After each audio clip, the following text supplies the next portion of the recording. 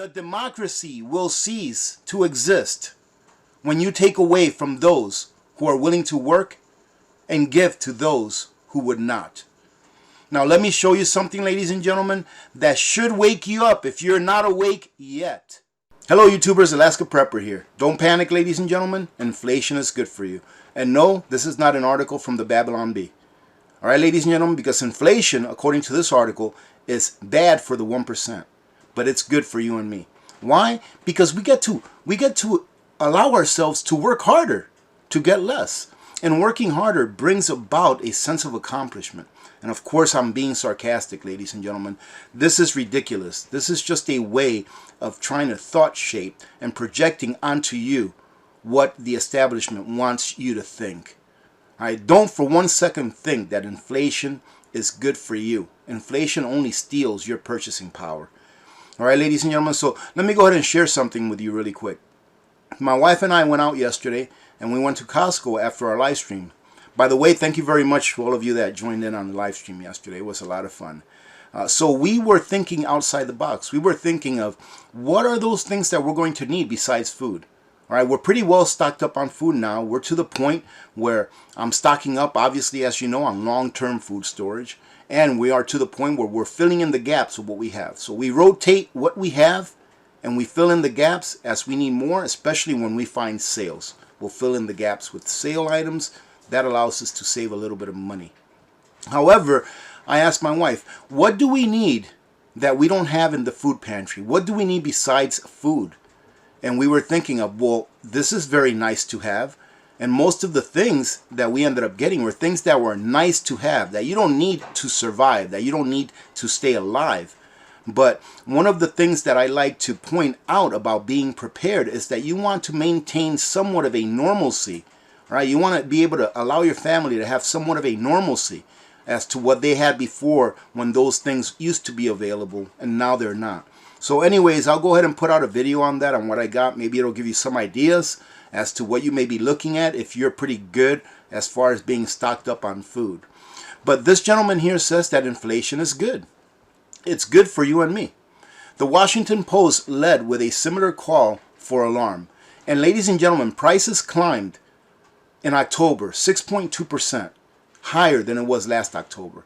And they're saying here it's the largest increase in 30 years as inflation strains the economy. Please stand by too, because we're going to go back 30 years so that I can show you exactly how devastating inflation is. So that I can show you exactly how it is that inflation steals your labor. It steals your time, ladies and gentlemen. That's what most people don't understand. It steals your time, and your time is your freedom. And to give you a little more background, here it says, the Bureau for Labor Statistics found that prices for all goods rose 0.9% in the last month. That's 1%, ladies and gentlemen, in 1 month. And what you want to do is, when you get that kind of data, is you want to go ahead and multiply that out 12 months. That's more than 10% for the year. That means that for this year, we're averaging more than 10% inflation on all of those goods that we used to get at that lower rate last year.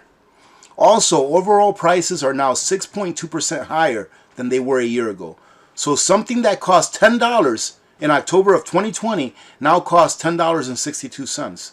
And now that may not sound like a lot, but when you multiply that times the thousands of dollars, go ahead and say something that cost $10,000 now costs $10,620. How many hours did you have to work to earn $620? That's how you want to look at it. That is how it is that your time is being stolen. So do you have to work more now that you have to spend $10,620 than you did before, when you only have to spend $10,000? Ask yourself that question. And if the answer is yes, then you can see easily that inflation steals nothing but your time. It is your time that it steals. And at least there is a voice of reason here. I don't know who this person is. Senator Joe Manchin says, by all accounts, the threat posed by record inflation to the American people is not transitory and is instead getting worse.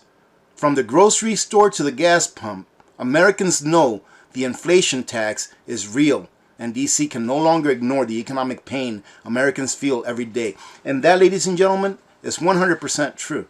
It's 100% true that it is your wealth that is being stolen from you, ladies and gentlemen. Now take a look at this. Take a look at this chart right here. It goes all the way back to 1990. Now this is median household income in the United States from 1990 to 2020, right? 30 years. Now if we go back 1990, the median household income was $54,621. And if we push it forward to the right 30 years, the median household income in 2020 last year was $67,521. All right, ladies and gentlemen. So what we want to find out, ladies and gentlemen, is this. How much do we have to make today to buy the same amount of goods that $54,621 would buy us back in 1990? All right. So let's go ahead and go to an inflation calculator. Let's remember this number, 54,621. So if we go to our inflation calculator and push in 1990 and then bring it all the way forward, let's go ahead and bring it forward to 2020. Just for the heck of it, right? 54,621. So today, if we wanted to buy the same amount of stuff that we could buy back in 1990, making the median income back in 1990 of $54,621, today we would have to be making $108,160.03. All right, ladies and gentlemen. And you know what? The thing is that today's median income is nothing close to $108,000. Today's median income is $67,000, about $41,000 shy of what you would need to be making in order to have the same purchasing power as you did in 1990. All right, ladies and gentlemen, that's how simple it is. When you read these articles, make sure you read between the lines. Make sure that you understand that they are not in it for you. This is what it comes down to, ladies and gentlemen. We are under attack, right? For those of you that may not know who this person's name is Nikita Khrushchev, all right? If that's how you pronounce it. But this gentleman was the first secretary of the Communist Party of the Soviet Union. We are under attack against a faction that wants to turn the United States of America into a communist state. Let me go ahead and read you a quote from this gentleman that dated back, I believe it was back to 1961 or so. Forgive me, it was 1959, September 29th of 1959. And this is his quote. "Your children's children will live under communism. You Americans are so gullible. No, you won't accept communism outright, but we will keep feeding you small doses of socialism until you will finally wake up and find you already have communism. We will not have to fight you. We will so weaken your economy until you will fall like overripe fruit into our hands. The democracy will cease to exist when you take away from those who are willing to work and give to those who would not. The democracy will cease to exist when you take away from those who are willing to work and give to those who would not." Now let me show you something, ladies and gentlemen, that should wake you up if you're not awake yet. Now I want you to play along. All right, let's play along in this game. This is the timeline of a country. All right, this is the timeline of a country. Let me go ahead and start out. It starts out in 1992. This country became the third richest country in the hemisphere. By 1997, it became the second largest purchaser of the Ford F-150. By 2001, it voted for socialist president, income inequality. This socialist president was guaranteeing its people income equality. And the people, not knowing that income inequality was being generated by their central bank, voted for a president that told them, we're going to make it equal for everyone. In 2004, private health care was completely socialized. What are they trying to do here in these United States? And have been trying to do for a long time. By 2007, all higher education became free. What are they trying to do here in these United States right now as I make this video? 2009, socialists banned private ownership of boomsticks. What have they been trying to do here in these United States for decades? By 2012, Mr. Bernie Sanders praised this country as achieving the real American dream of having a chicken in every pot. By 2014, opposition leaders were imprisoned. Their voices were canceled, and then they went so far as to imprison their opposition. By 2016, it was working so well that food and healthcare shortages became widespread. By 2017, the Constitution and elections were suspended. And by 2019, unarmed citizens were being massacred by their own government. Now, what state is this? What country is this?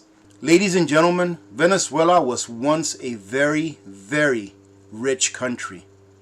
I don't say wealthy because they are still wealthy. What I mean by rich is that people were able to earn money, to live the American dream before socialism took over. You have to understand what socialism is. Many people don't understand what it is, just like they don't understand what the difference is between capitalism and crony capitalism. There is no capitalism here in these United States.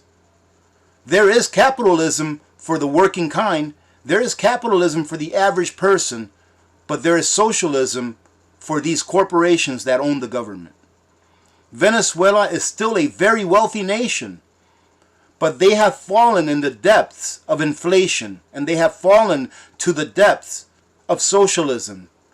And now they are so poor that they can't even afford to extract their own natural resources, which is what really makes them a wealthy nation.